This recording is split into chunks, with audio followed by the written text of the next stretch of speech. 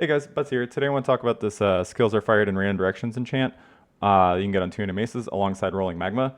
I'm not sure if everybody's familiar with this whole interaction, but figure now would be a good time to talk about it just because I saw the real Nito publish a video about this, and he has this like a warden version of rolling magma with this enchant. It looks awesome. It's like cycle and castle channeling, and he really gets to take advantage of that like 50 shocks that warden gets because this setup hits so much.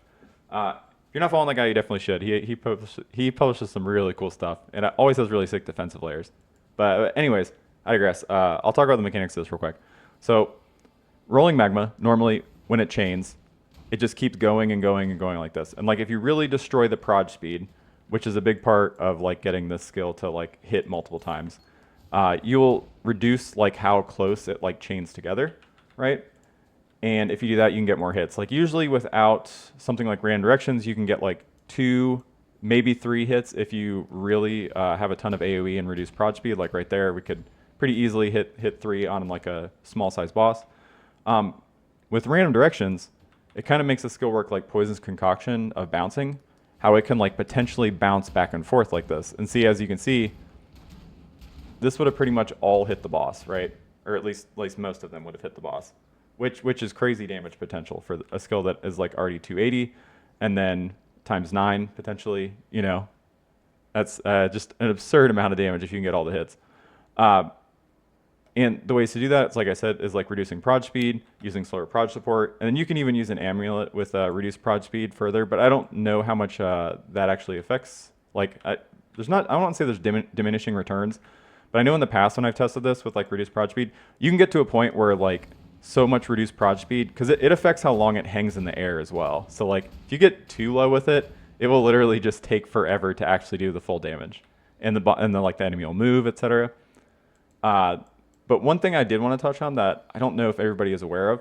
So Arcanist brand has this really bad line on it, reduced chaining range, which for clear on pretty much most skills is just bad, right? Like if you were using arc or like a projectile skill, this just means that it chains like significantly less far. And like you can take like chaining range here to increase that or whatever, but with rolling magma, the chaining range is how far these bounces happen together. And why that is actually a good thing with Arcanist brand is because it means that these chains will happen closer together. So as you can see, it doesn't go nearly as far when you use Arcanist brand because the chaining range is so destroyed that it pretty much just all happens like right here, right? Because it's just like look at how tiny those little baby bounces are. So even if the random direction like doesn't pan out perfectly for you, it's just going to happen so close together that it's going to be really hard to not get all of the hits. Now, there are downsides if you use like something like Arcanist brand. It destroys the AoE, as you can tell. Like the AoE is like much bigger when we're using just normal rolling magma.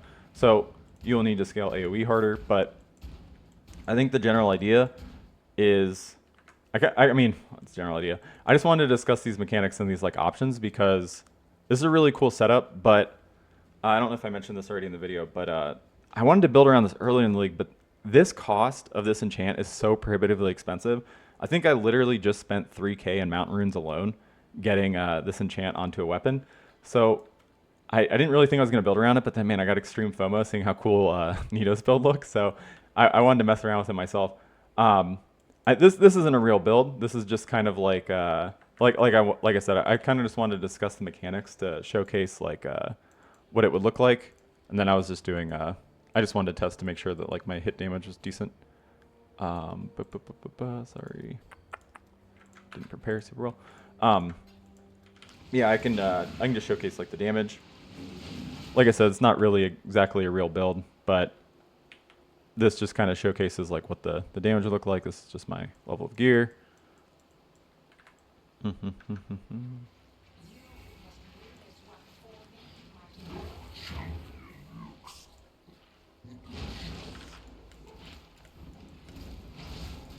What is degenning me so hard here?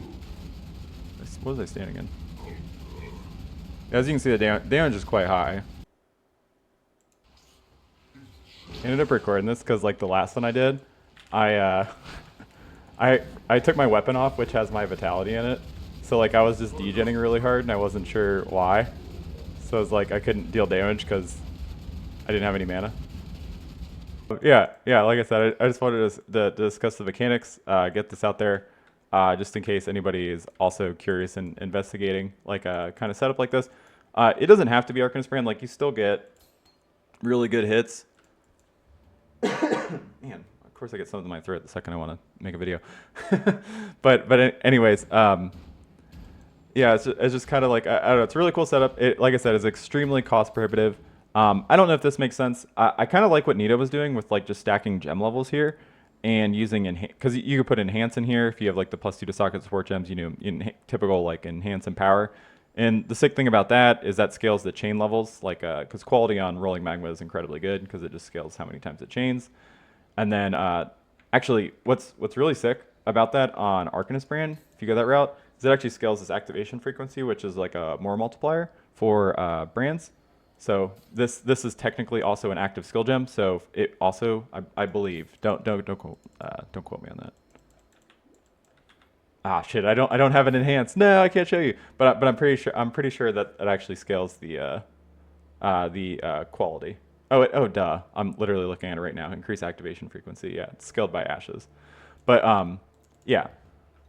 That is kind of all I want to talk about. I wish I had more fleshed out, but I literally just literally just threw this together when I saw that because of extreme FOMO. And I just wanted to talk about the mechanics in case anybody wasn't aware of this. But again, be warned, this is very expensive if you are not rich.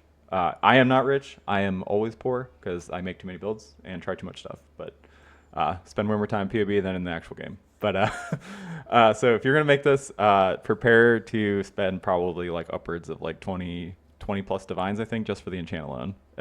Very painful. But yeah, thanks for guys for stopping by. I hope this was helpful. If you have any questions, please let me know. And good luck.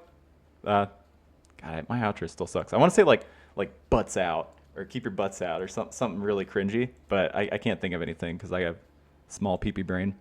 All right, bye. One last thing before I go, I want to talk about Archmage and Arcanist brand alongside this because Archmage can support a skill with Arcanist brand. Since Archmage supports the skill, it doesn't support the brand itself, which lets it work, which makes a ton of sense because you want like to get overlaps on this, you want a ton of AoE, and I mean, you know, Hyro just has it all, right? He gives you like 100% AoE, which will help you overlap a ton. Hell, he even has like brand nodes, but I don't think you realistically take that because you're probably taking Conviction of Power and Arcane Blessing, and then probably like Inevitable Judgment maybe. Unless you're going non-crit, you go EO, et cetera, et cetera. But the issue I was running into on how to do that is how do you make a weapon for that? Because like, so you can't get mana. There's like no mana rolls. Like pretty much all of the mods on the actual weapon are dead. You can get crit multi, I guess. So it's like everything's crafted like you do like Essence of Woe, right? But then you would want like socketed support gems is not nearly as powerful on something like this because you don't get a ton from Empower, so like you probably aren't even using Empower, honestly, because like all of your damage comes from Archmage, right? Like so gem levels just really don't matter. So what other mods do you have on the weapon? Which makes it kind of tough because like you can do like the cannot roll attack mods and then a slam and you're guaranteed to get +1 to socketed gems. But again, if you're Archmage, it doesn't really matter again because all of your flat comes from this Archmage support, not the skill gem itself. So it's kind of tough. Like maybe it doesn't matter. Maybe Archmage is good enough that it doesn't matter. Like if your weapon's crap, but like honestly, if someone could figure out a way to like actually make this make sense. Yeah, God, you can't even get mana regen. Yeah, so I don't even know like what you do for the weapon, honestly. Is it spite? Yeah, technically that's generic. God, but you can't get that alongside Woe, so you have like Essence of Spite, and then you have Crafting Bench spell damage, and then multi-mod from there. Yeah, I'm not sure. This is the reason that I was like a little unsure of how to do Archmage at all. But okay, for real, I'm leaving now. Sorry, I just wanted to discuss the Archmage thing because it's like this is very powerful. Hierophant's like Ascendancy works really well with this kind of setup, just because like you get all the AoE, and then Archmage obviously really strong with Arcanist brand because Archmage is incredibly strong with passive damage. So, all right, but that's seriously it. All right, bye guys.